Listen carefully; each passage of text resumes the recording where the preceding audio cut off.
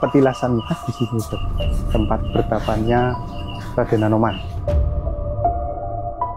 Di Kendali Sada ini walaupun ada Anoman, ingat ada Rahwana yang belum mati. Tapi memang hawanya lebih panas yang di sini ya, Ustaz. Panas banget. Panas. Oh iya betul. Ya, Iya. panas. Panas banget, betul.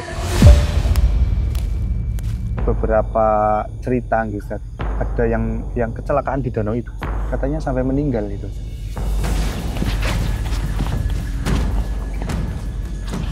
Tadi waktu di sana ya, Ustaz, itu kayak ada ini loh, Ustaz. Sesuatu yang menarik. Menarik maksudnya kepengen. Iya, kepengen ke sana gitu.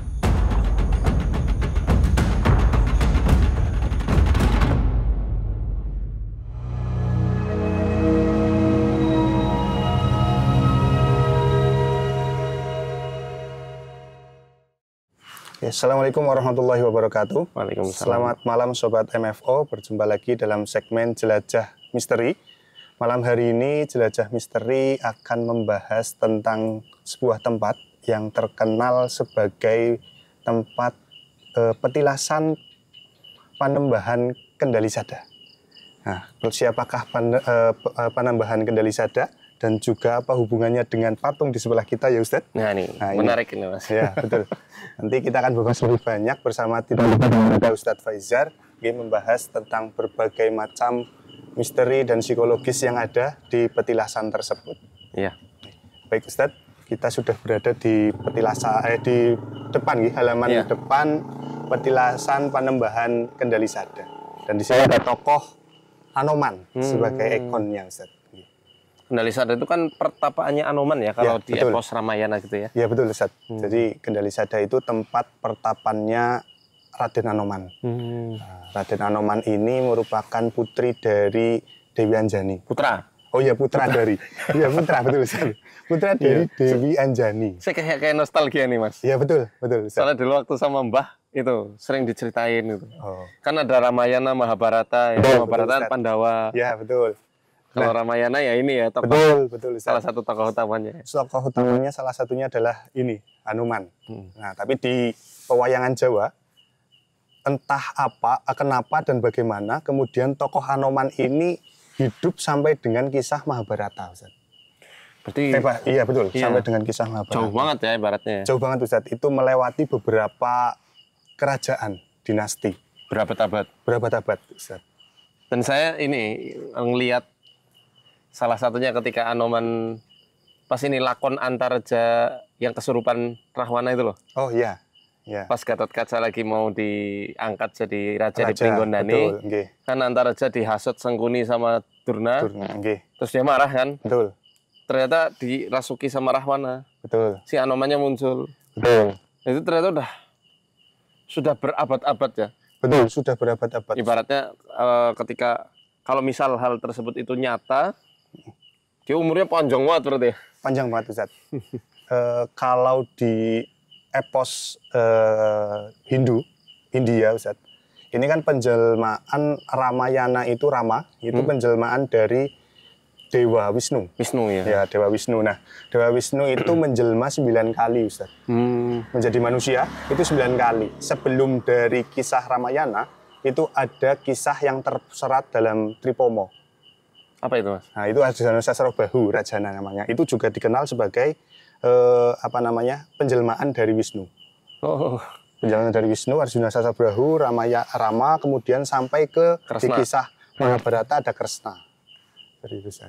Jadi itu sudah melewati ada sekitar 8 generasi, 7 generasi. Seperti apa itu filosofi kenapa Anoman itu ibaratnya diceritakan berkali-kali gitu sampai Mahabharata bahkan. Anoman itu digambarkan sosok kera Ustaz. Kera hewan.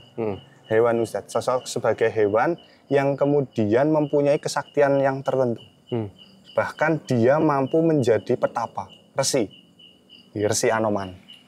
Nah, ini sebagai perlambang Ustaz bahwa manusia bahkan hewan pun kalau di epos Hindu bahkan hewan pun ketika dia mampu mengendalikan hawa nafsunya, itu bisa mencapai derajat yang tinggi. Oh, filosofinya itu ya, betul, berarti ya. Ya, sedangkan manusia ketika tidak bisa mengendalikan hawa nafsunya, maka kan sama seperti binatang, hewan. Itu mirip seperti yang disebutin Quran ya. Ya, Ulaika kal an'ami bal hum adall. Mereka kayak hewan ternak, bahkan lebih buruk dari lebih buruk lagi gitu. Betul. Yang nggak pakai hatinya buat memahami, nggak pakai matanya buat melihat tanda-tanda kekuasaan Allah, dan nggak pakai telinganya buat mendengar ayat-ayat Allah, nasihat-nasihat yang baik. Betul, Ustaz. Intinya yang nggak bisa mengendalikan hawa nafsunya. Betul, Ustaz. Karena Anoman itu terlahir sebenarnya kan dari sosok Dewi yang cantik, kemudian dikutuk oleh ayahnya, Resi Gotama. Resi Gotama dan ibunya bernama Indradi. Itu ibunya, Ibu Anjani, ya, ibunya Anjani itu punya senjata namanya Cupu Manik Astagina, Ustaz.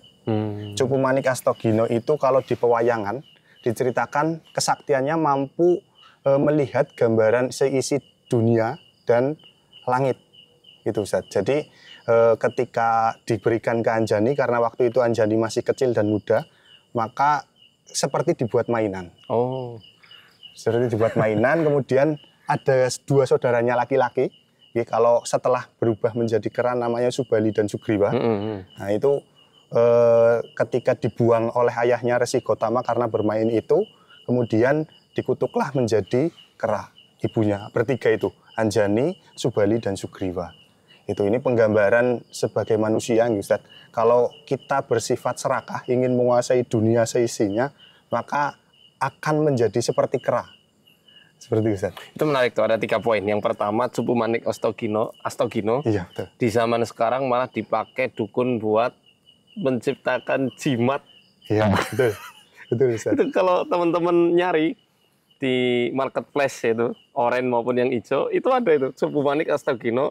Bentuknya ya kayak cawan gitu ya. Betul, kayak cawan. Ya, dan kadang-kadang dijual belikan. Diiming-iming nanti bisa buat menerawang lah, atau punya kesaktian-kesaktian tertentu. Padahal itu bersumber dari kisah Ramayana gitu ya. Nah, yang kedua menariknya nih, saya lumayan excited banget nih, tertarik lah. Kalau saat pertemuan antara Ponokawan dan Anoman ini, Anoman kan bilang dulunya dia ada di negeri Hindi, di India. Kemudian dia nyari-nyari mana nih kaki Semar, Kilurah Semar, Kilurah Bagong, Petruk, Kemegareng. Ternyata ketemu di Jawa. Ketemu di Jawa. Nah, maksudnya begini, kisah tentang makhluk kera yang dianggap sakti itu kan, saya kira nggak hanya pada kepercayaan Hindu yang ada di India ya. Saya lihat dulu ada sinetron yang paling saya senangi di Indosiar. Sun Gokong. Dia kan juga monyet ya. Betul. Berwujud kera, tapi dia dari Cina. Ya. Dan berlatar belakang kepercayaan agama Buddha. Apakah itu juga sebenarnya sama seperti ini, Anoman, atau dia beda karakter gitu? Kalau kita lihat ya Ustaz, dari akarnya itu hampir sama, Ustaz. Oh, hampir sama ya? Ya, karena ketika Sun Gokong itu melakukan perjalanan ke barat, ternyata kalau kita ukur, baratnya Cina itu berada di daerah Himalaya. India juga. Di India ya? Betul. Jadi di gunungnya India itu, penyebaran Buddha Siddhartha Gautama kan juga di sana. Awalnya.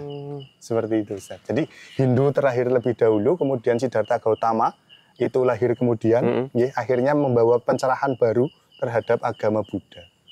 Itu jadi kisahnya hampir sama. Mungkin epos Ramayana sebagai induknya, kemudian digubah oleh sastrawan dari Cina. Dari Cina ya. Iya, betul, dari Cina, menjadi kisah yang sangat menarik. Nah, yang saya masih jadi pertanyaan saya, kenapa kera gitu? Apa karena hewan yang paling menyerupai manusia, atau karena gimana ya? Bisa jadi. Bisa jadi itu ya. Bisa jadi itu karena dari morfologi bentuk kan juga hampir sama. Kemudian dari sifat kalau kita juga serakahnya sama kan seperti itu. Iya. Ya kalau kita lihat monyet itu atau kera kan secara umum serakah. Betul. Tapi ini kan ibaratnya digambarkan dalam pewayangan, dia itu kesatria dalam wujud yang sederhana, ibaratnya gitu. Bahkan sering diremehkan. Betul. Karena kalau dalam kepercayaan Hindu ini kan termasuk turunan dewa. Betul.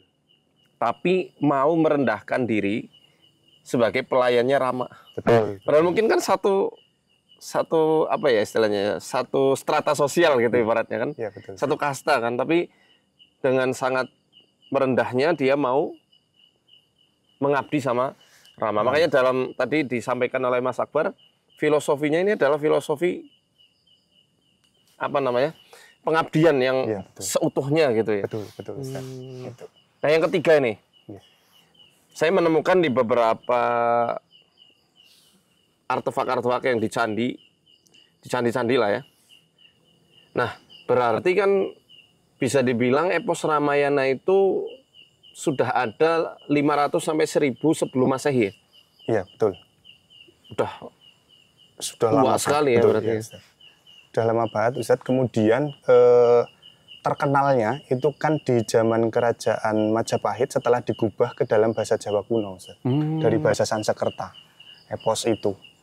Menarik ini. Ya, jadi kita membahas soal kebudayaan, sejarah juga, dan perlu diingat ini yang perlu kita tekankan ini. Anoman itu hakikatnya makhluk yang nyata atau fiktif? Kalau dari segi cerita pasti itu hanya epos Mahabharata, Ramayana Ustaz. Ramayana yang kemudian hidup di Mahabharata. Nah, karena dalam cerita Jawa yang paling kuat adalah epos Mahabharata, cerita Mahabharata, maka sastrawan kita sastrawan Jawa itu bagaimana caranya kemudian menganggap atau menggubah orang-orang dulu, menganggap bagaimana cerita ini bisa hidup. Maka kalau kita baca di Babad Kadiri, Ustaz, Babad Kadiri itu, di Serat Kediri itu ada runtutan dari Nabi Adam sampai dengan Parikesit. Nah, Parikesit itu yang kemudian melahirkan raja-raja Jawa. Ini kan sebenarnya Parikesit, kemudian Anoman dan lain-lain kan kalau kita lihat itu tokoh fiktif secara Mahabharata. Tapi bagaimana orang Jawa itu bisa menggabungkan itu? Seakan-akan karena ibaratnya kayak ada misi politik dalam tontonan. Betul. Betul. Kayak kalau zaman sekarang kan ada film-film semisal Marvel, ya, ada Kapten Amerika, seakan-akan Amerika tuh memiliki hegemoni yang sangat kuat sangat gitu kuat, kan. Betul, Ustaz. Kok nggak ada Kapten Indonesia atau yang lainnya gitu kan? Iya, betul, Ustaz. Kapten Palestina misalnya gitu.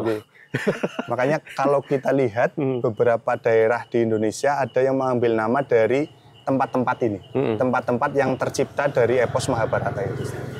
Ibaratnya buat menguatkan dan lebih apa ya, memberikan kesan di hati para rakyat saat itu. Betul. Bahwa raja ini turunannya Puntadewa. Betul. Puntadewa tuh udah diidolakan banget. Betul. Jadi ibaratnya seakan-akan itu dihidupkan padahal nggak ada gitu ya. Betul Ustaz.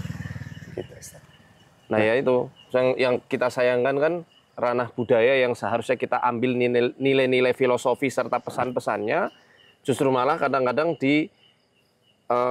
manfaatkan oleh oknum-oknum yang tidak bertanggung jawab, seakan-akan tokoh-tokoh itu ada, pusaka-pusaka itu benar-benar ada, kemudian diwujudkan untuk mengambil keuntungan pribadi. Ya kayak tadi yang pusakanya Dewi Anjani, Supu Manik Astagino, diwujudkan. Ajian Pancasona. Nah, itu Ajian Pancasona. Punya Rahwana kan? Iya, punya Rahwana, itu gurunya juga Subali, Ustaz. Kalau gurunya salah. Rahwana Subali? Betul. Oh. Betul, Ustaz. Jadi, kalau tidak salah, kalau nggak Subawi, Sugriwonya ini, Ustaz. Dari dua kakak beradik itu menjadi gurunya Rahwana untuk menciptakan Ajian Pancasona itu, Ustaz. Oke, ini menarik sekali Mas Akbar. Kayaknya kita pengen langsung ke tempat petilasannya Anoman. Nah itu nanti kita akan tahu, Ustaz, di sana ada petilasannya siapa saja, Ustaz. Karena kalau setahu saya bukan hanya Panembahan Kalimas Kendali Sada atau Anoman, ya, itu juga ada petilasan yang lain, Ustaz. Oh, menarik. Nah ini nanti kita akan menuju ke sana, ya kita lihat ada petilasan apa saja yang ada di sana. Mari, Ustaz, kita ke sana. Sebelum itu kita sholat Isya dulu, ini dah azan ya. Ayo.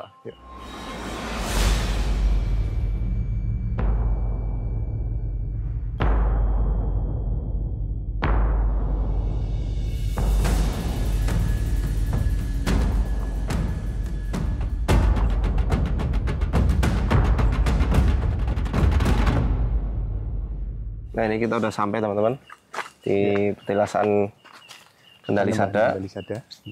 Dan ya tempatnya di sini ya.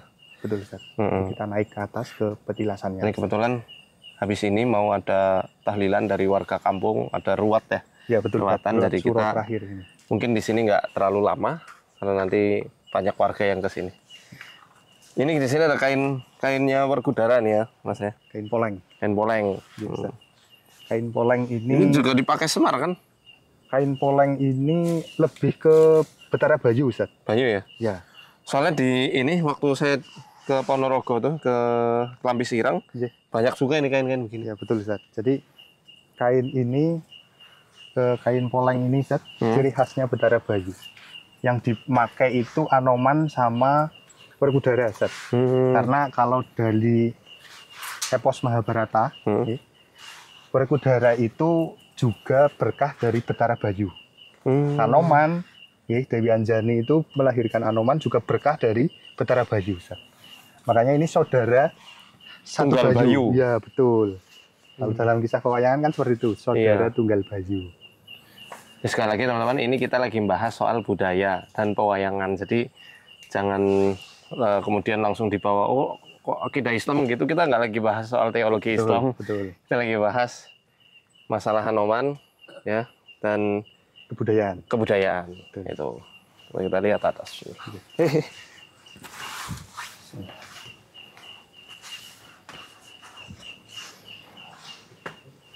Assalamualaikum warahmatullahi wabarakatuh. Oh, di sini banyak poleng-poleng ya, kain poleng. Ini petilasannya di sini, Ustaz. Tempat bertapannya Raden Anoman. Sebentar, ini ada Eyang Sumantri Semar. Maksudnya? Eyang Semar itu ada hubungannya dengan Anoman, Ustaz. Kalau dalam cerita pewayangan Jawa, Anoman itu pernah berguru kepada Eyang Semar. Jadi di Ramayana juga, di epos Ramayana. Bukan, apa? Di Mahabharata. Oh, Mahabharata. Betul. Itu lakon-lakon carangan. Di lakon-lakon carangan. Carangan itu apa? Carangan itu lakon selipan dari lakon Babon. Iya.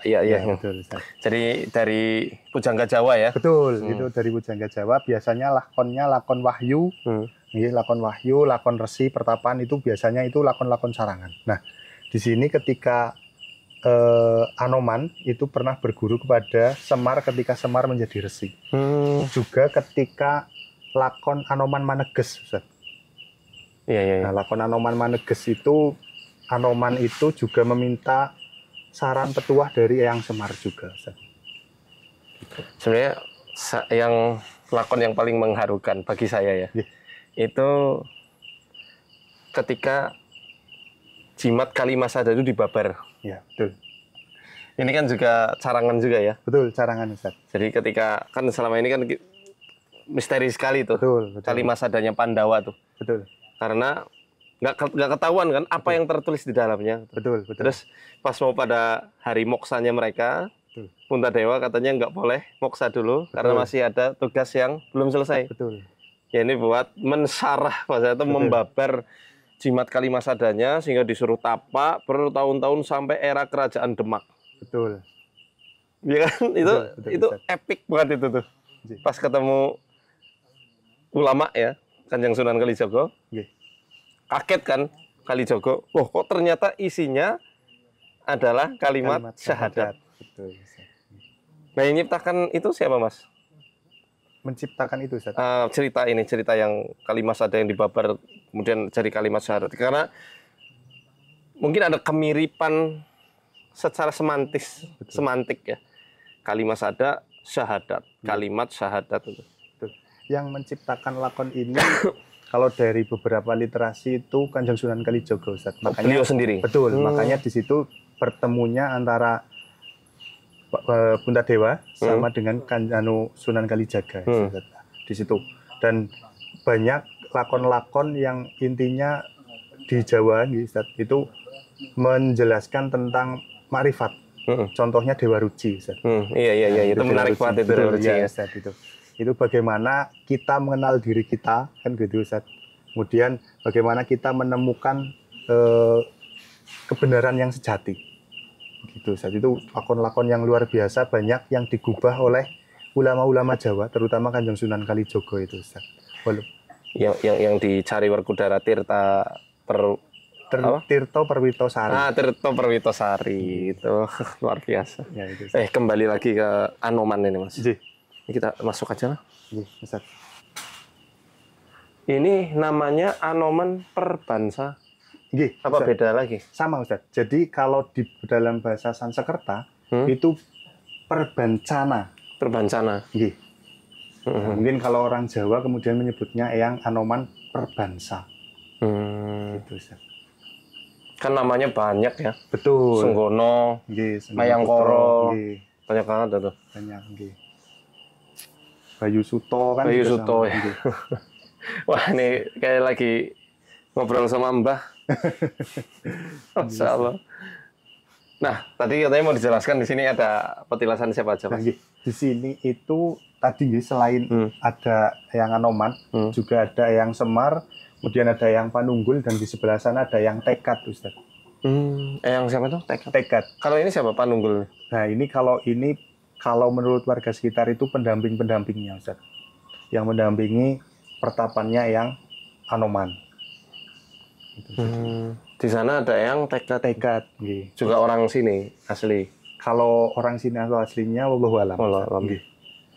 Jadi ini kalau dari cerita tutur orang sekitar itu Eyang Panunggul dan Eyang Tekad itu yang mendampingi Eyang Anoman dalam bertapa di sini di Panembahan Kendali Sadana. Kendali Sada itu juga ternyata kalau kita cari akarnya, Ustaz, itu juga sama dengan Kalimasada.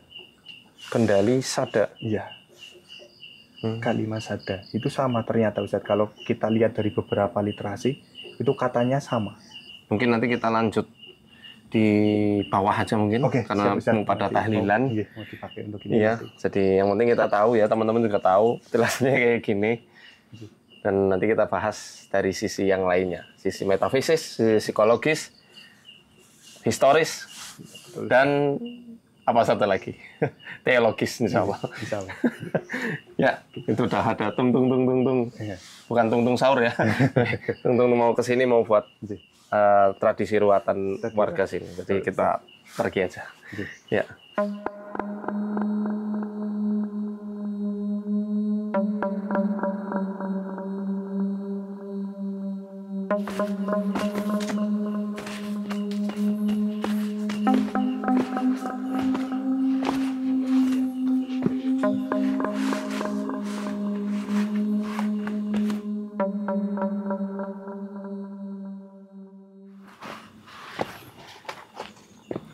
Ya, kayaknya kita ngobrol di sini lebih asik ya, lebih aman dan jauh dari tempat ritual karena mau pada doa bersama. Ya. Kayaknya duduk sini aja, Mas. Oh ya, baik, Ustaz. Lebih nyantai lah. Wah, insyaallah. Ustaz, kita tadi sudah ke tempat Panembahan Eyang Semar dan juga Anoman, Ustaz, karena yang terkenal adalah Panembahan Eyang Anoman. Mungkin kalau di agama yang lain, Ustaz, itu memang dianggap sebagai salah satu perwujudan dewa, Ustaz, kayak di agama Hindu dan lain-lain. Cuma kita berbicara dari segi pandang kita sebagai Muslim, Ustaz. Gitu. Jadi, ini kita bahas soal teologis ini ya. Betul. Teologi ini.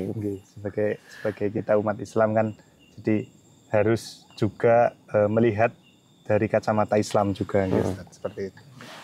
Intinya ketika sebuah kepercayaan atau mungkin cerita yang sudah mendarah daging sangat disukai oleh masyarakat secara luas khususnya, itu saya rasa perlu waktu untuk meluruskannya. Kalau memang itu berkaitan dengan akidah, berkaitan dengan ritual ibadah. Kalau yang melakukan hal tersebut adalah saudara-saudari kita sebangsa setanah air dari agama yang mempercayainya, ya silahkan. Karena memang itu kepercayaan mereka. Lakum dinukum waliyadin. Wujud toleransi kita di sini. Namun yang perlu kita perhatikan di sini adalah ketika saudara-saudara seiman, seislam, kemudian meminta mungkin barokah dari keramatnya Anoman, ini perlu kita wanti-wanti. Karena sudah lampu kuning banget itu, bahkan lampu merah, Mas. Ya, berbeda urusannya ketika memang tawasulannya ya, atau mungkin mendoakannya itu ada di makam ulama. Itu sudah jelas. Ya, betul. Di Wali Songo misalnya, atau mungkin di makam kiai-kiai siapa gitu misalnya, ada istilahnya istilzar. Jadi kita tuh kayak mengecas semangat gitu, bukan minta sama yang di dalam kuburan, nggak boleh, itu syirik kan. Betul, betul. Kita ngecas semangat kita dari para kiai-kiai atau ulama-ulama terdahulu, supaya kita bisa meneladani cara dakwah mereka, kemudian bagaimana mereka dalam merangkul masyarakat untuk bisa beriman kepada Allah, kemudian bagaimana jihadnya mereka saat mereka masih hidup. Ini yang konsep istizhar itu seperti itu. Itu Ibnu Taimiyah juga menjelaskan konsep istizhar. Kita ibaratnya apa ya? Kayak bercermin itu, metode cermin. Jadi kita ngecas energi semangat, dari semangat juang. Tentu sebelum ziarah gitu ya, mestinya kita sudah tahu dulu bagaimana perjalanan hidup ulama itu. Sehingga ketika kita berziarah, kita ibaratnya kayak tilas balik gitu. Napak tilas. Iya. Demikian juga ketika ziarah ke makam Rasulullah SAW di Masjid Nabawi, kita memahami sirah beliau dengan sebaik mungkin, kemudian kita berdoa kepada Allah untuk Rasulullah, bersalawat kepada beliau. Nah, di tempat seperti itu jelas banyak keberkahannya. Di makom Ibrahim yang ada di Masjidil Haram, jelas tuh ada nilai-nilai yang keramat dalam tanda kutip, yang memang bisa nyalur keberkahannya kepada kita. Termasuk Zam-Zam, itu air yang sudah jelas keramatnya. Zam-Zam itu selain buat minuman, ya dia juga bisa jadi obat dan bisa jadi makanan juga. Luar biasa. Itu kan napak tilas dari kisahnya Nabi Ismail alaihissalam dengan ibundanya Hajar. Tapi nun sewu, misalnya nih, saya kasih analogi sederhana. Misalnya suatu saat 100 tahun atau 500 tahun ke depan, tokoh yang kita gemari selaku kaum milenial. Kita kan milenial ya Mas? Iya, betul. Kita dulu senang kartun apa contohnya? Yang gampang aja deh, Doraemon. Doraemon bisa ngabulkan berbagai macam permintaan. Kemudian tiba-tiba ada generasi setelah kita, karena kita mungkin kelak bakal jadi eyang-eyang, mbah-mbah, kemudian kita menceritakan, oh dulu ada tokoh Doraemon, kemudian Doraemon dijadikan ada petilasannya atau makomnya. Ini kan bagi kita yang hidup di era sekarang, hal tersebut jelas kurang masuk dalam keyakinan dan juga logika kita. Ya. Makanya tadi di awal Mas, saya kan nanya, Anoman itu fiktif atau nyata gitu kan? Betul. Ketika memang itu dari epos Ramayana yang memang itu menjadi sebuah ajaran filosofi yang luhur, ya. Tentu tokoh itu kan sebenarnya tokoh mitologi. Betul. Bukan tokoh historik yang secara literal nyata gitu. Betul. Jadi ya gimana ya? Kalau saya pribadi sih nggak mengikuti hal tersebut dan menasehati untuk seluruh kaum muslimin untuk tidak melakukan hal yang serupa juga. Ya karena dalam Islam tidak mengenal konsep dewa dewi. Kita jelas mengagungkan Tuhan yang satu, yang esa, yang tidak ada sekutu baginya. Jadi saya disclaimer nih bahwa nasihat saya ini saya peruntukkan kepada sesama Islam, sesama orang yang mengimani Allah dan Rasulullah Muhammad SAW. Padahal secara sejarah, Ustaz, secara sejarah mungkin Wali Songo, terutama Kanjeng Sunan Kalijogo itu tidak menghilangkan epos Mahabharata dan Ramayana. Itu juga untuk menjadi pelajaran, pembelajaran bagi kita, karena banyak sebenarnya semiotik yang disimpan oleh Kanjeng Sunan Kalijogo. Ya, semiotik yang ada di wayang ya. Iya, betul. Semiotika yang ada di wayang itu, baik dari segi cerita, kemudian gambaran tokohnya dan lain sebagainya itu, Ustaz.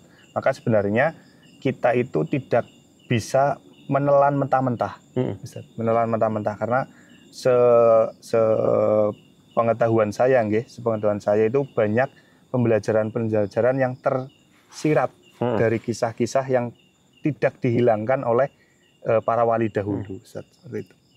Mungkin dari kalau kita lihat tadi, Ustaz, secara hawa bagaimana Ustaz? Hawanya sumuk. Sumuk. Karena kita gerak ya. Iya, itu. Tapi panasnya memang luar biasa, panas banget. Nggih. Bukan karena pakai jaket. Mas ngerasain kan? Panas betul Ustaz. Itu Mas Mandang, Mas Danang, Panas. Kumprobius. Ya memang hawanya sumuk banget. Panas ya. Mungkin juga apa namanya? Banyak pohon-pohon besar juga. Ya, kita rebutan oksigen. Iya, lagi-lagi gitu ya Mas ya. Dan ya tapi kalau memang secara metafisik Nggih. itu kerasa banget Mas. Kerasa dalam artian itu neken ya, karena apa ya? Apa yang dilakukan manusia itu kan akan menjadi sebuah energi. Dan energi itu kan kekal. Dalam artian kekal itu nanti akan dimintai kesaksian di hadapan Allah. Yauma idzin tuhadditsu akhbaroha. Bumi saat itu, bumi yang kita pijak ini saat itu akan bersaksi kabar-kabarnya. Dulu di hari ini, di jam ini, di detik ini, ya Allah ini hambamu si fulan bin fulan melakukan ketaatan, melakukan kemaksiatan. Jadi hawa panas ini kok apa ya? Yang saya baca kecenderungan kepada nafsu duniawi Mas. Oh, iya. Saya heran. Soalnya Mas ngerasa nggak di sini kayak neken? Ya, di bagian ini. Nah, Ya, betul Ustaz. ini kalau dalam prinsip tasawuf, Ya. kan ada 7 lataif ya, latifah, titik-titik latifah. Di sini kan kecintaan pangkat, jabatan, karir, kemudian nafsu duniawi, ekonomi, pokoknya kemewahan serta kemegahan. Nah, nggak tahu apakah orang-orang yang datang ke sini juga ada di antara mereka yang niatnya keliru untuk meminta apa bahasanya? Ya mungkin penglaris, mungkin supaya karirnya melejit, jabatannya mentereng, atau mungkin ya apa ya, yang menjadi lawan dari filosofi Anoman itu sendiri gitu. Bisa dipahami lah ya. Betul. Ya. Jadi malah justru kebalik Ustaz. Ketika filosofi Anoman adalah untuk menjaga bahwa kita supaya tidak serakah dan lain-lain, malah justru digunakan oleh orang-orang yang menyalahgunakan gitu sebagai tempat untuk ritual mencari ya dalam tanda kutip pesugihan dan pangkat dan lain-lain gitu. Karena memang menurut cerita warga gitu. Menurut cerita warga itu banyak orang yang kesini tujuannya untuk itu Ustaz. Oh iya? Iya Ustaz. Oh. Jadi kalau kita kemarin saya dengar dari beberapa itu banyak yang dari Jawa Barat, Jawa Timur gitu Ustaz. Itu ke sini Ustaz. Oh, malah dari jauh ya? Ya Ustaz. Nah, yang dekat saja kita tidak begitu familiar gitu Ustaz. Saya baru tahu nih. Kalau 30 tahun lebih saya, ibaratnya kita kan warga asli Sokaraja ya. Nggih. Dekat sama komplek ini aja, saya baru pertama kali saya ke sini. Itu pun karena penasaran nih. Nggih Ustaz. Nah, berarti Kendali Sada ini bukan hanya di sini ya? Bukan Ustaz, kompleks ini. Nama Kendali Sada nama, itu nggih, betul. Cuma hanya ada di Banyumas apa ada di tempat lain? Enggak Ustaz. Itu ada di beberapa tempat yang juga toponim Kendali Sada itu digunakan. Digunakan Ustaz. Salah satunya contohnya itu di Gunung Ungaran Ustaz. Di Gunung Ungaran itu ada yang namanya juga Gunung Kendali Sada. Yang mitosnya oleh masyarakat sana juga sebagai tempat dikuburnya Rahwana yang dijaga oleh Raden Anoman juga Ustaz di situ. Nah ini Mas udah mulai netral ya? Iya betul. Udah adem nggak? Ya nggak? Udah nggak sepanas tadi? Iya betul Ustaz. Nanti kita lanjut lagi supaya teman-teman juga ngelihat bagaimana komplek yang ada di sini. Betul. Tapi ala kulli hal setiap rasa itu ya bisa dirasain, tapi kalau sampai menggambarkan wujud, itu saya nggak berani. Karena rawan masuk kepada persepsi alam bawah sadar kita, betul. Dan belum tentu itu nyata seperti itu ya. Tapi kalau rasa itu semua manusia sebenarnya bisa, cuma ya nggak usah terlalu fokus ya. Itu aja kan tadi spontan. Betul. Kita nggak pengen fokus ke area situ. Kenapa? Panas? Udah dingin? Coba lihat. Nah, Barangkali ada yang nyari sosok ini, beliau ada di belakang layar, teman-teman. Oke, kita menuju tempat yang ke bawah lagi ya. Oh iya, ya, kemana? Berarti lewatnya ke sini. Oke, berarti kita balik lagi ke sana. Kita akan bahas soal sedulur papat Kalimo Pancer.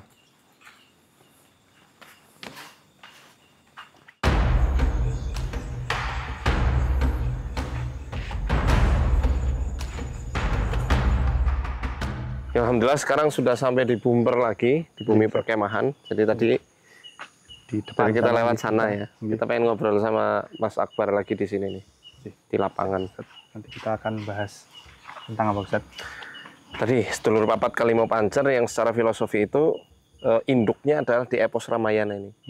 Rahwana, Kumbakarna, Wibisono, sama-sama satu lagi itu yang perempuan. Adiknya Rahwana kan ada yang perempuan itu. Sarpakenaka. Sarpakenaka. Sarpakenaka. Nah, mungkin nanti kita duduk ke sini ya Mas ya. Di bawah sini, Ustaz.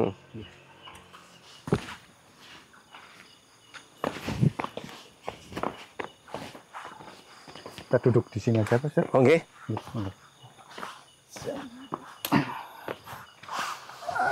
Ya, alhamdulillah. Setelah dari petilasan tadi. Lumayan ya Mas ya. Iya, betul, Ustaz. Nah, ini tadi saya kepengen nanya-nanya ke Mas Akbar nih sekarang. Sebisanya saya jawab. Iya. Tentang konsep sedulur papat Kalimo Pancer. Ini kan sebenarnya filosofi dari Kanjeng Sunan Kalijogo. Ada di serat apa nanti Mas Akbar tentu lebih paham tentang hal tersebut. Ada Kakang Kawah, Adi Ari-Ari, Ketih sama Puser. Puser, Ini kan banyak kaum spiritualis atau paranormal lah ya, yang menginterpretasikan hal tersebut dengan korin.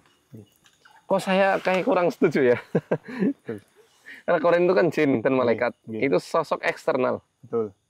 Yang masuk ke dalam diri atau sudah kayak dibekalkan gitulah sampai manusia meninggal.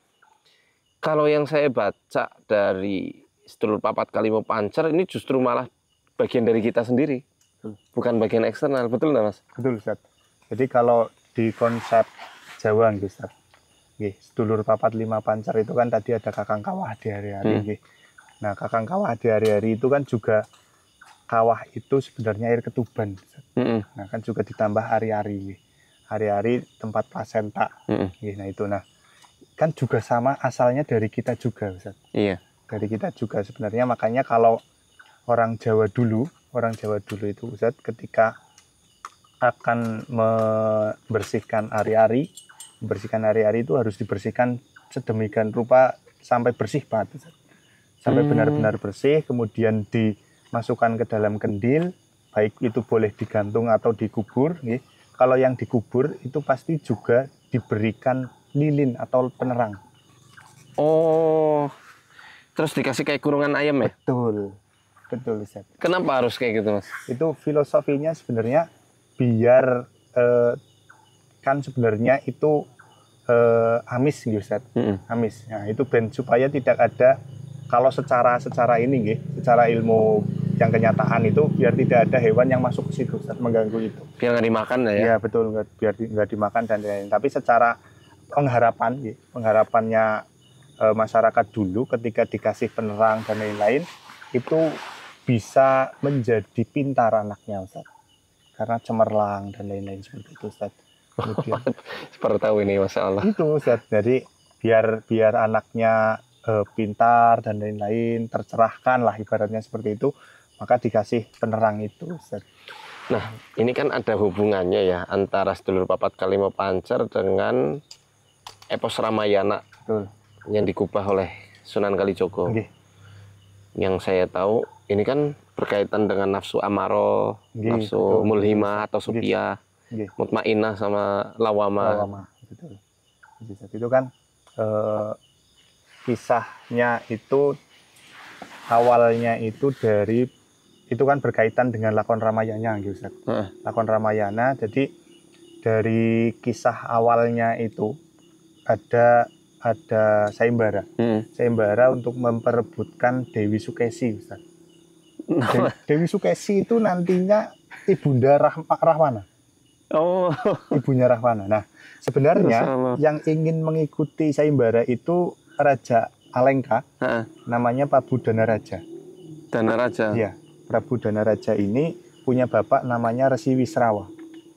Resi Wisrawa ini sosok yang sakti mandaguna. Nah, Dewi Sukesi itu mau dinikahi oleh orang yang bisa medar Sastro Jendro Hayuningrat Pangruwating Diyu. Wow, apa itu? Itu semacam ilmu yang hanya dimiliki oleh orang-orang yang sakti luar biasa, Ustaz. Nah, yang bisa medar itu adalah Resi Wisrawa itu. Nah, Resi Wisrawa itu ketika medar itu medar itu menjelaskan ya? Iya, betul. Menjelaskan Sastro Jendro Hayuningrat Pangruwating Diyu itu kahyangan Suralaya itu menjadi gonjang-ganjing, Ustaz. Akhirnya Betara Guru itu mengutus semuanya untuk menggoda Resi Wisrawa dan Sukesi bagaimana caranya supaya tidak terjadi atau tidak selesai ketika menjelaskan Sastro Jendro Hayuningrat Pangruwating Diyu ini, Ustaz. Masya Allah. Digoda dengan perempuan Resi Wisaya tidak bisa. Yeah. Digoda dengan harta Resi Wisaya tidak bisa. Tapi ketika Betara Guru menyuruh menjelma masuk ke dalam Resi Wisrawa, kemudian istrinya masuk ke dalam Dewi Sukesi, maka ketika medar itu kemudian terjadilah hubungan suami istri, Ustaz. Nah, karena ini belum selesai ketika medar, ketika hamil jadilah Rahwana yang wujudnya seperti buta dan lain-lain itu, Ustaz. Nah, anak kedua itu Kumbakarna. Iya. Anak ketiga Sarpokenoko, anak keempat Gunawan Wibisono.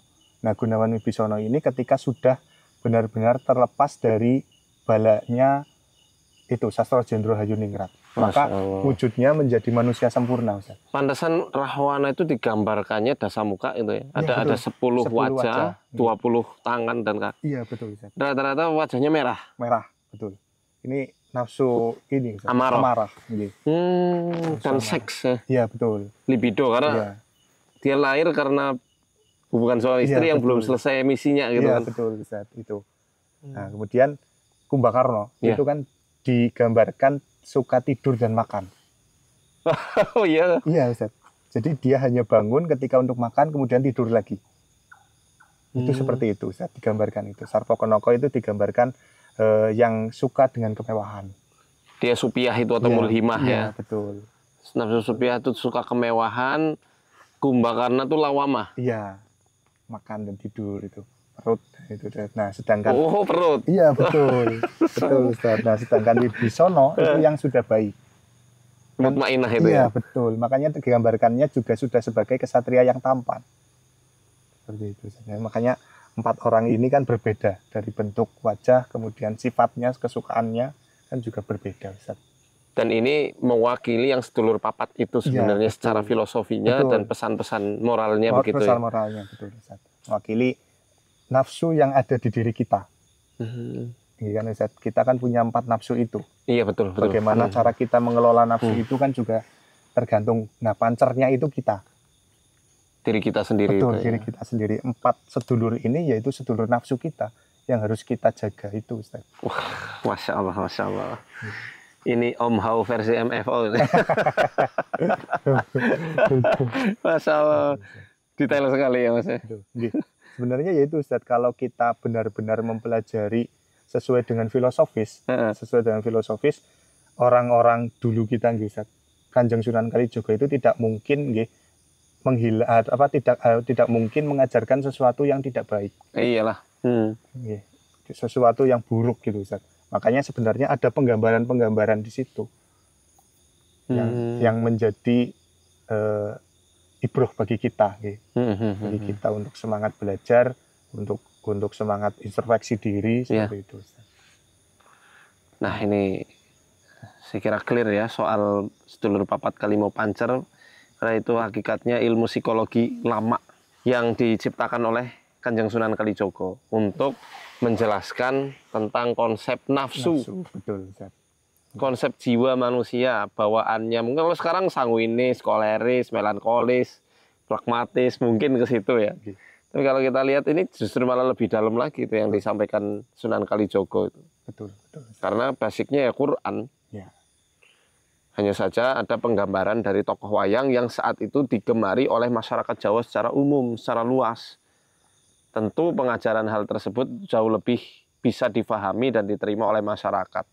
Sama seperti saya misalnya kadang-kadang menganalogikan dengan Naruto, dengan One Piece. Kalau Ustaz Falik Shaw dengan One Piece-nya, saya dengan Naruto-nya.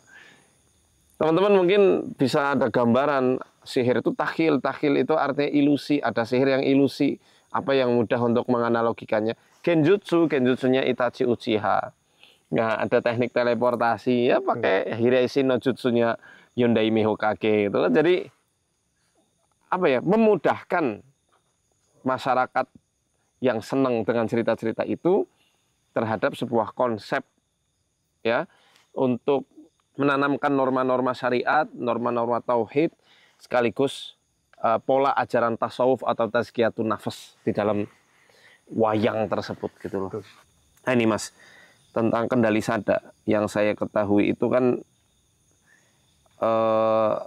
Siwo Mayangkoro atau Anoman ini diutus untuk menjadi penjaganya Rahwana. Betul.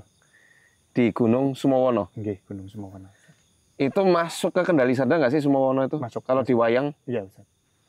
Jadi ibaratnya di kendali sada ini ada poros positif negatif dong harusnya. Betul. Ada poros positif dan negatif, Ustaz. Karena kalau kalau saya senang itu penggambarannya ketika matinya Dasamuka itu oleh Mbah Mantep Sudarsono, Ustaz. Iya, gimana itu? Nah, Mbah Mantep Sudarsono itu ketika melakonkan gugurnya Dasamuka, matinya Dasamuka itu tidak benar-benar mematikan Dasamuka, Ustaz. Dijempet ya? Ya, dijempet dengan gunung, tapi dia tetap sukmanya itu melayang. Karena menurut Mbah Mantep, Dasamuka itu tadi penggambaran nafsu. Penggambaran nafsu itu. I see. Ya, maka tidak mungkin bisa benar-benar mati ketika tidak dijaga oleh diri kita. Nah, maka diadakanlah sosok Resi Anoman itu untuk menjaga itu. Nah, seharusnya kita itu bisa menjadi seperti Resi Anoman yang menjaga nafsu itu seperti itu. Ibaratnya kita mengendalikan sisi hewan kita. Betul. Ya, yang apa ya? Sisi hewan kita ini bisa kita manfaatkan sebagai sebuah potensi yang luar biasa dalam menggencet nafsu amarah ini kan? Iya, betul, Ustaz. Tapi kalau Kumbakarna mati betulan ya? Iya, kalau Kumbakarna mati betulan. Makanya kan dalam Islam ada konsep puasa, Ustaz, untuk mematikan nafsu makan dan tidur itu. Wah, Masya Allah. Betul banget. Puasa dan Qiyamul Lail ya? Qiyamul Lail, betul, Ustaz. Kalau Sarpakenoko itu gimana di cerita itu? Sarpakenoko itu kan juga mati, Ustaz. Oh iya ya? Iya, mati. Saya nggak terlalu ngikuti Ramayana jadi. Iya, mati juga, Ustaz. Makanya juga ada konsep suhud, supaya kita tidak suka kemewahan. Suhud? Iya, betul. Warok, suhud? Iya. Dahsyat banget ini. Jadi dalam ya? Betul, Ustaz. Jadi ada beberapa yang sudah digambarkan oleh Kanjeng Sunan Kalijogo dan juga kaitkan dengan konsep agama Islam ini. Iya. Nah, jadi dari pembahasan dan konten kita kali ini, kaum muslimin itu sama sekali tidak anti dengan budaya.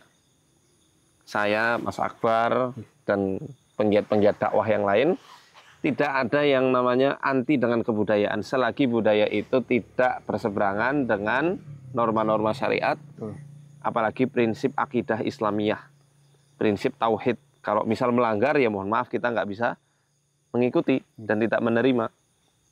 Tapi ya sumonggo aja, karena sekali lagi kita hidup di negara yang penuh kebinekaan.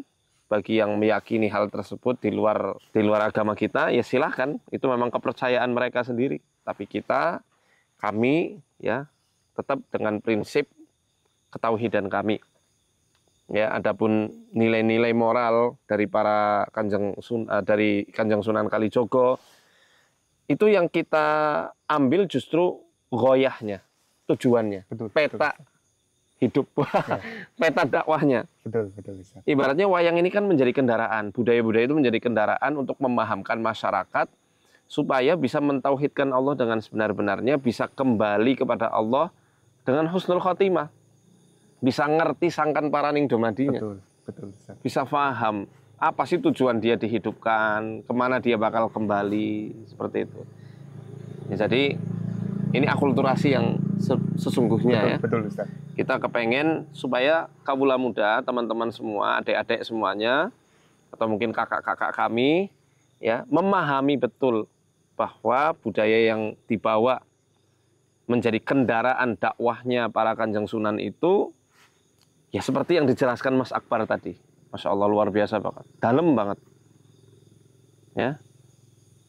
Dan ini Mas, kita kan berada tepat lurus di lapangan. Kembali kita ke metafisik ini. Karena passion kita di situ. Ruqyah dan metafisik itu. Saya jadi ingat kejadian tahun 2016 dulu. Setahun setelah saya menikah, saya sempat mimpi ada di rawa. Sana ada rawa kan? Iya, ada, betul, Ustaz. Ya. Ada rawa danau depan itu. Danau ya, danau. Ya. Saya baru tahu ada danau di situ setelah saya mimpi. Iya. Setelah mimpi ke sini, Ustaz. Setelah mimpi ada di situ. Iya. Jadi seakan-akan saya dari situ masuk ke dalam. Jadi kan kalau nggak salah pohon hutan-hutan ya, kebun-kebun karet apa-apa itu. Betul. Saya rasa justru pusaran energi yang sangat-sangat negatif. Selain yang di sana yang karena nafsu orang-orang yang niatnya keliru itu, ya. Di sini juga nggak kalah parahnya. Di sini nyimpen penyesalan, amarah, kesedihan, karena ternyata waktu setelah saya mimpi itu saya menapaki kebun sana yang mau ke danau, ditemukan banyak banget celana dalam, pakaian dalam. Kita tahu lah mau ngapain ya Pak. Iya, betul. Ya, pakaian dalam laki dan perempuan. Udah berapa tahun ya? 9 tahun yang lalu berarti. Dan sampai sekarang hal tersebut masih menggeliat ada di situ. Dan yang anehnya waktu saya mimpi itu airnya merah. Dan ada sosok, ini di mimpi ya, ini saya nggak ngelihat secara wujud zahir, tapi ketika saya mimpi itu ngelihat ular kemerahan, tapi kepalanya bukan kepala ular Mas. Kepalanya itu, mulutnya itu bisa kebelah jadi 4. Kayak predator yang di Alien tuh, Pak. Iya. Kan kayak gini kalau dia mangap tuh. Wah, kayak gini nih. Wah, kayak gini. Iya. Itu kayak gitu sama persis. Saya sampai bingung apa takwilnya ya, kok ular aneh sekali. Dan itu mimpi terasa sangat nyata. Saya sampai ngubek-ngubek wilayah sini. Siapa dan apa itu? Saya nggak paham. Cuma kan yang saya tahu ular itu kan berkaitan dengan sebuah racun serta apa ya, makhluk-makhluk introvert, makhluk-makhluk yang sukanya sembunyi, atau bahkan kejahatan yang terselubung. Jadi justru kalau dibilang Anoman, misalnya Anoman di sana, rahwananya saya rasa di sini. Karena banyak nafsu ammaroh yang terbukti dengan adanya itu tadi. Iya. Pakaian-pakaian dalam. Nggak tahu sekarang, semoga sudah nggak ada ya. Semoga udah nggak ada. Tapi dulu saya temukan itu lumayan banyak. Ini kayak kutub positif dan negatifnya gitu. Bisa jadi sama aja sih sebenarnya. Maksudnya sana panasnya bukan main. Ditambah sini. Ya karena ulah manusia lagi-lagi, ulah manusia dari luar daerah sini mungkin yang pengen dapat penglaris atau apalah gitu ke sini terus ngelakuin ritual yang keliru, ya itu bisa jadi gumpalan yang nggak ngenakin gitu kan. Tambah di sini yang memang murni ada orang-orang yang dulu maksiat mungkin atau gimana ya. Kalau di sini ada mitos apa sih Mas? Kalau mitos di sini malah saya kurang tahu Ustaz. Cuma beberapa di danau itu. Iya betul, beberapa cerita Ustaz. Ada yang kecelakaan di danau itu Ustaz. Sampai meninggal dunia itu dan lain-lain. Kecelakaan motor jatuh ke danau Ustaz. Katanya sampai meninggal itu Ustaz, di situ. Dari cerita-cerita gitu. Emang Ustaz. Dalam ya Mas? Dalam Ustaz. Dalam. Oh, tak kira itu danau cuma selutut atau enggak Ustaz. Itu di tengah itu dalam Ustaz. Perlu kita doakan Ustaz. Kita doain aja mungkin ya. Baik Ustaz, mari kita doakan di sana aja Ustaz. Kita ruqyah. Ya. Kayaknya nuansa penyesalan, Ya. kekecewaan itu dari pelaku Maksiat itu. maksiat itu. Ya. Maksiat dalam tanda kutip. Ya. Sepertinya. Kayaknya dulu juga pernah tersebar isu itu sih Ustaz, di daerah sini. Oh ya? Iya Ustaz. Di tahun-tahun itu segitu Ustaz. Berarti 9 tahun yang lalu itu? Iya. Oh. 9 tahun yang lalu. Jadi ya di tahun-tahun itu banyak kayaknya Ustaz. Ya jadi kalau misal ditanya mana yang lebih negatif sana sama sini juga nggak kalah, malah lebih parah. Jadi, mungkin ya gara-gara itu ya Ustaz. Gara-gara itu. Terus ini kan bukan karena faktor ritual. Iya. Memang ada ifrit yang memang menggoda manusia buat sampai seperti itu. Tapi kita nggak bisa selalu menyalahkan setan. Setan nggak usah disalahkan, udah salah. Betul. Iya kan? Mesti evaluasi diri. Betul. Kenapa bisa sampai seperti itu? Dan petunjuk Nabi kan sebenarnya sudah jelas, jangan berkholwat, dua-duaan, wala taqrabuz zina, jangan dekati pintu-pintu yang bisa sampai menjurus kepada perzinahan. Coba, Bismillah.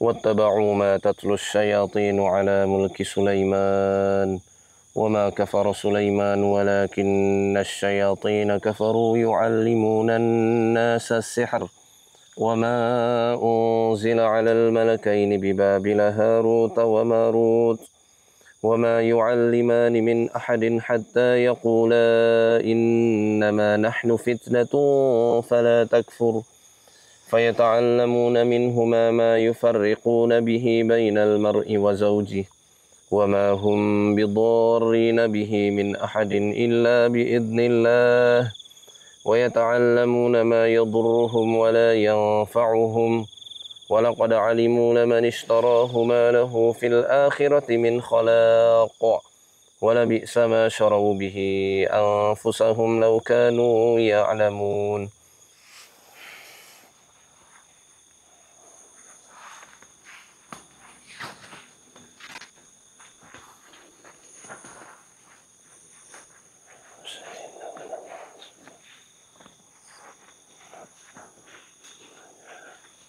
الله لا إله إلا هو الحي القيوم لا تأخذه سنة ولا نوم له ما في السماوات وما في الأرض من ذا الذي يشفع عنده إلا بإذنه يعلم ما بين أيديهم وما خلفهم ولا يحيطون بشيء من علمه إلا بما شاء وسع كرسيه السماوات والأرض ولا يؤوده حفظهما وهو العلي العظيم لا إله إلا الله وحده لا شريك له له الملك وله الحمد وهو على كل شيء لا إله إلا الله وحده له الملك وله الحمد وهو على كل شيء لا إله إلا الله وحده لا شريك له وهو على كل شيء لا إله إلا الله وحده لا شريك له.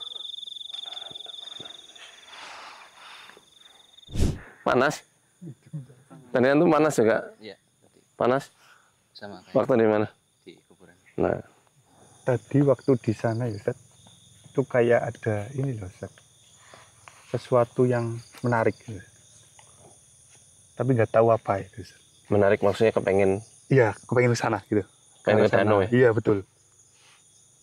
Pengen ke arah sana gitu Ustaz. Tapi nggak tahu itu apa yang menyebabkan kayak ada yang memanggil gitu loh Ustaz. Iya, jadi yang yang di mimpi saya 9 tahun yang lalu itu, Iya. dia tuh yang empat kayak gini ya berarti? Iya, mulut itu. Kayak gini nih. Iya. Itu jadi kayak nyedot gitu. Oh. Bentuknya kayak, kalau saya anggap itu ular. Mungkin tentakel ya. Iya. Mungkin tentakel, cuma tentakel tapi dia banyak sekali taring-taring kecil gitu. Jelas banget di mimpi itu, sampai mimpi itu sangat bekas sampai detik ini. Masya Allah gitu. Ketika kesini kayak dejavu rasanya. Oh. Karena berkaitan sama apa yang dulu dialami sama saya pribadi gitu, sama keluarga saya waktu itu. Ya wallahu a'lam bishawab. Tapi yang jelas bisa jadi setan-setan itu yang menarik supaya orang akhirnya nyemplung atau melakukan kemaksiatan. Merah sih ini ya, hawanya itu. Jadi yang mereka tuju ya lebih ke nafsu amarah itu. Dan ke libido. Dan tentu ini nggak netral seutuhnya ya, karena memang di sana markas mereka. Jadi saya kepengen tahu aja sih sebenarnya apa sih tujuannya tuh. Kalau saya lebih kepada itu yang tadi saya bilang Mas, kayak situ kayak menjadi sebuah kayak basis pos. Pos ada banyak pos-pos di sini. Nah, salah satunya kayak jadi posnya di situ. Dan ada ya mungkin ada kayak semisal apa ya, petugasnya. Bisa jadi, kita nggak tahu, nggak bisa ngelihat kan. Betul. Tapi memang hawanya lebih panas yang di sini ya Ustaz. Panas banget. Sampai tangan saya ikutan panas. Tadi Mas Mandang ikut panas kan. Nah ini masih nih Mas. Oh iya. Saya masih. Coba. Oh iya betul. Iya. Panas. Panas banget. Betul. Jadi tangan kita ini, telapak tangan kita ini sensor yang paling kuat. Paling sensitif. Oh, paling sensitif. Sini sama sini. Kalau saya dari tadi sini, Pak. Iya. Jadi ketika tadi mau ke sini kan, dari tengah lapangan menuju ke arah mana sana tuh? Selatan ya? Utara. Nah, utara. Menuju ke arah utara tuh langsung rinding gitu ya. Iya, betul. Jadi waktu saya rukyah itu yang memang panas. Yaitu kenapa bisa hawanya sepanas itu? Kalau saya ngelihat dari emosi ya. Karena ada emosi itu, ada emosi panas, emosi dingin. Mereka memainkan dari segi emosi panasnya manusia. Marah, dendam, birahi, ya, kemudian kecenderungan buat menghabisi lawan, serta yang berbau hasrat duniawi yang rendah. Kalau dingin kan lebih ke kesedihan, lebih ke perasaan takut, perasaan cemas. Kalau di sini didominasi panas banget memang. Jadi ifrit itu ya main-mainnya di situ, di gelombang. Jadi nggak berlebihan ketika mereka dikatakan makhluk frekuensi, karena mereka bisa membaca dari gelombang kesadaran manusia itu. Nah, yang kerasa banget itu. Nyesel, marah, kecewa, sedihnya sedikit. Kenapa ya? Karena setiap orang habis melakukan hubungan di luar nikah, ya pasti ada rasa penyesalan. Jangankan yang melakukan zina besar seperti itu, mohon maaf nih, misal teman-teman melakukan olahraga tangan, onani atau masturbasi gitu kan, pasti yang saya ketahui dari klien-klien kami adalah rasa penyesalan yang luar biasa dan panas. Jadi ketagihan. Ustaz, berkaitan dengan tadi Ustaz, nasihat untuk kita semua ini apa Ustaz? Ya, karena di sini kita lagi explore di Kendali Sada. Sesuai namanya, Kendali Sada berarti pertapaannya Anoman dalam epos Ramayana. Maka coba contoh bagaimana sosok Anoman ini bisa memenangkan, walaupun raganya itu kerak, tapi dia bisa menjadi seorang ksatria yang luar biasa, bahkan menjadi sosok yang utama dalam epos Ramayana, dan banyak diidolakan oleh masyarakat Jawa khususnya. Paling enggak di Kendali Sada ini, walaupun ada Anoman, ingat ada Rahwana yang belum mati. Betul. Karena dihimpit sama gunung. Jadi Rahwana ini seperti tadi yang sudah dijelaskan oleh Mas Akbar, nggak akan pernah netral. Nggak akan pernah benar-benar netral. Tapi kitalah yang memperjuangkan supaya nafsu ammarah itu tidak menggelincirkan kita kepada kemaksiatan dan dosa yang sangat besar. Ya. Intinya itu sih Mas. Terima kasih Ustaz, kita sudah membahas begitu banyak tentang petilasan, kemudian tentang di sini Kendali Sada Ustaz. Baik, untuk teman-teman apabila ada tempat yang bisa dikunjungi, tempat-tempat yang banyak mitos dan lain sebagainya Ustaz, nanti bisa dihubungi di nomor di bawah ini ya teman-teman. Terima kasih. Assalamualaikum warahmatullahi wabarakatuh. Waalaikumsalam.